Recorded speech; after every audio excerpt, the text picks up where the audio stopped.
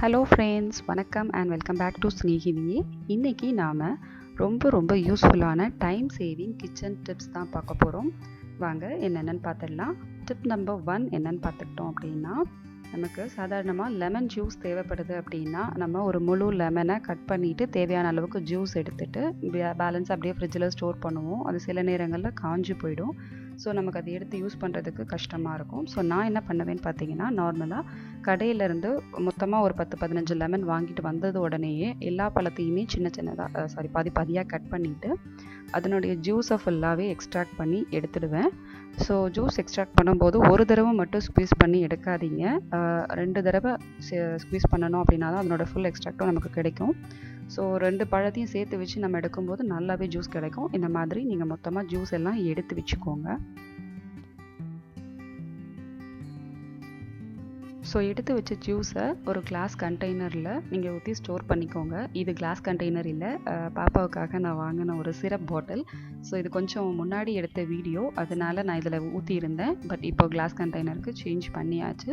So class கண்டெய்னரில் ஊற்றி வச்சு நம்ம ஃப்ரிட்ஜில் வச்சுக்கிட்டோம் அப்படின்னா நமக்கு தேவைப்படும் போது எடுத்து யூஸ் பண்ணுறதுக்கு ரொம்பவே ஈஸியாக இருக்கும்.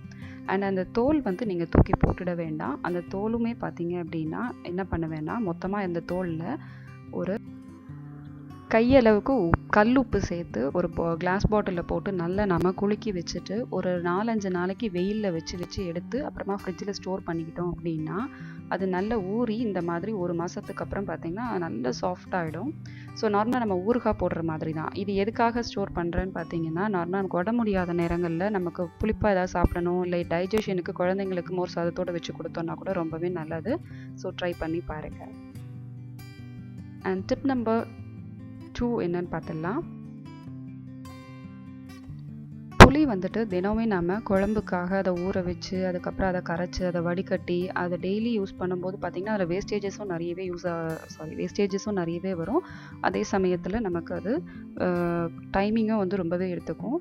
ஸோ நாம் அதுக்கு பதிலாக புளியை மொத்தமாகவே ஊற வச்சிடலாம். ஸோ நான் ஒரு 1/4 கிலோ புளியை மொத்தமாக ஊற வச்சுருக்கிறேன். இதை நல்லா ஒரு 2 hours ஊறட்டும். ஊறினதுக்கப்புறமா அதை நல்லா கையால் கரைச்சி விட்டுட்டு ஒரு வடிகட்டியால் ஒரு பாத்திரத்தில் வடிகட்டி எடுத்துக்கோங்க. ஸோ இந்த தண்ணி ரொம்ப நிறைய விட்டுட வேண்டாம்.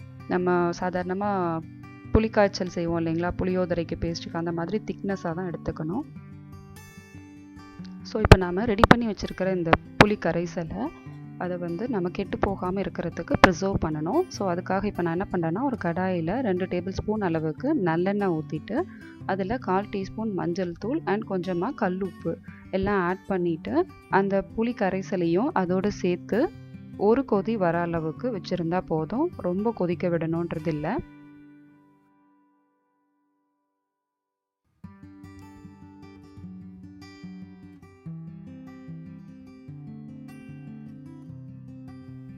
ஸோ இந்த மாதிரி நல்ல கொதி வந்ததும் ஆஃப் பண்ணிவிடுங்க கேஸ் ஸ்டவ்வை.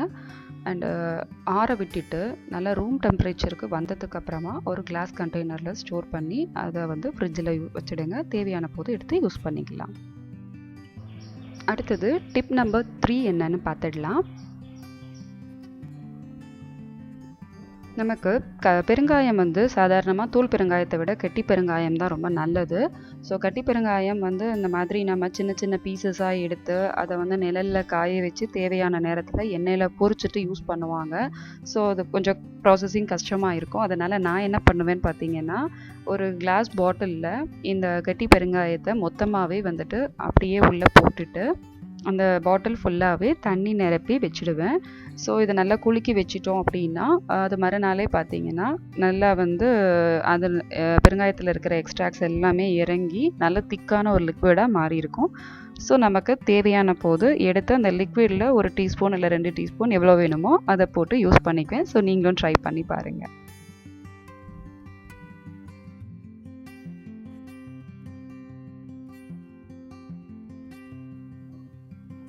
ஸோ மறுநாள் பார்த்திங்கன்னா அது எல்லாமே அந்த எக்ஸ்ட்ராக்ட்ஸ் எல்லாம் இறங்கி இந்த மாதிரி தான் இருக்கும். அடுத்ததாக டிப் நம்பர் 4 என்னன்னு பார்த்துடலாம். நமக்கு சப்பாத்திக்கு மாவு பிசைறதுன்றது ரொம்ப கஷ்டமான ஒரு காரியங்க. அதை கைப்படாமல் எவ்வளோ சுலபமாக பிசைஞ்சிடலான்றதை பார்த்துடலாம்.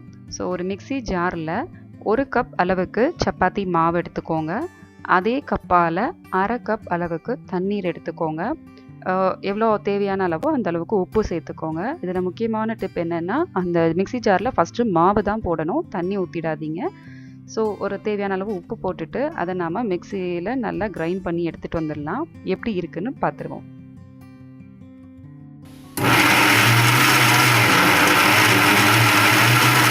ஸோ இப்போ பார்த்தீங்கன்னா நான் ஒரு 2 செகண்ட்ஸ் தான் மிக்ஸி ஜாரை வந்து ரன் பண்ணேன். இப்போ பார்த்தீங்கன்னா கையே படலை, எந்த அளவுக்கு மாவு பிசைஞ்சு வந்திருக்குன்றதை நீங்களே பாருங்கள். ஸோ இப்போ நான் கையில் எடுத்து காட்டுறேன்.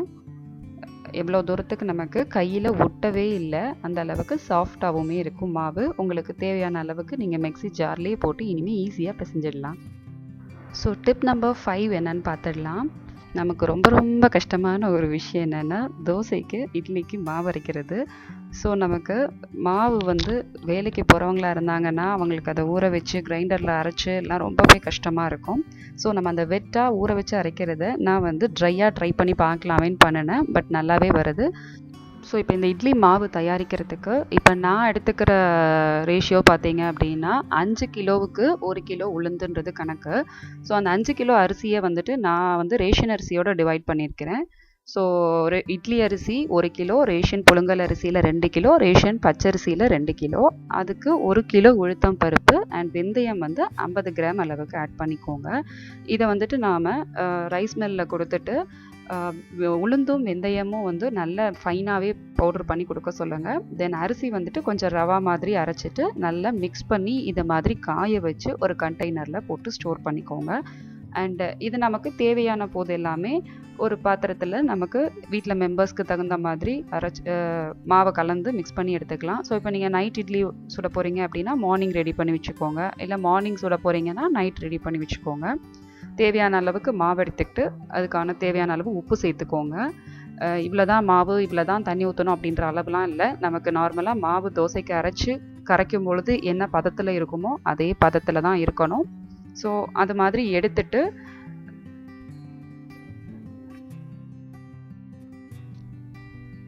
ஸோ மாவு பார்த்திங்கன்னா இந்த மாதிரி நல்லா திக்காக கரைச்சி ஸ்டோர் பண்ணி வச்சுடுங்க. இப்போ மாவு வந்துட்டு இந்த பாக்ஸுக்கு அரை பாக்ஸ் அளவுக்கு தான் நான் வந்து கரைச்சிருக்கிறேன். பிகாஸ் அது இன்னும் புளிச்சு பொங்கி வரும். ஸோ நாளைக்கு எப்படி இருக்குன்றதையும் காட்டுறேன். இப்போ பார்த்தீங்கன்னா நேற்று வச்சுருந்தது பாதி பாக்ஸ் அளவுக்கு தான் வச்சுருந்தோம். இப்போ நல்லா அது பொங்கி ரைஸ் ஆகிருக்குது. அது எப்படி பொளிச்சிருக்குன்றதையும் பாருங்கள். ஸோ இந்த மாதிரி நல்லாவே மாவு வந்திருக்கு. சாரி ஃப்ரெண்ட்ஸ், ஆஸ் யூஷுவல் நான் வந்துட்டு ஆர்வக்கோளாறில் இட்லி ஊற்றுறத வீடியோ எடுக்க மறந்துட்டேன். பட் அதில் ஊற்றின இட்லி தான் நல்லாவே எந்த அளவுக்கு சாஃப்டாக வந்திருக்குதுன்னு பாருங்கள். ஸோ ட்ரை பண்ணி பார்த்துட்டு எப்படி இருக்குதுன்றதை சொல்லுங்கள். ஸோ கடைசியாக நாம் டிப் நம்பர் 6 என்னென்னு பார்த்துடலாம். நமக்கு ஏலக்காய் வந்துட்டு முழுசாகவே தான் நிறைய பேர் வச்சுருப்பாங்க.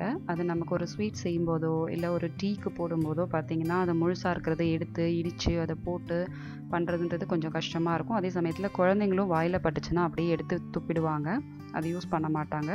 ஸோ நாம் என்ன பண்ணலான்னா மொத்தமாக ஒரு 10 கிராம் இல்லை 20 கிராம் அளவுக்கு ஏலக்காவை வாங்கிட்டு வந்து அதை நாம் மிக்சியில் நல்லா அரைச்சி வச்சு பொடி பண்ணிவிட்டு ஒரு பாட்டிலில் ஸ்டோர் பண்ணிக்கிட்டோம் அப்படின்னா சட்டுன்னு எடுத்து போடுறதுக்கும் யூஸாக இருக்கும். அண்ட் அது வாயிலையும் கடிப்படாமல் இருக்கும். ஸோ ட்ரை பண்ணி பாருங்கள். இது மாதிரியான யூஸ்ஃபுல் வீடியோஸ் பார்க்குறது உங்களுக்கு பிடிக்கும் அப்படின்னா நம்மளோட சேனலை மறக்காமல் சப்ஸ்கிரைப் பண்ணிக்கோங்க. அண்ட் கூடவே அந்த பெல் ஐக்கானையும் கிளிக் பண்ணி வச்சுக்கோங்க. தேங்க்ஸ் ஃபார் வாட்சிங்.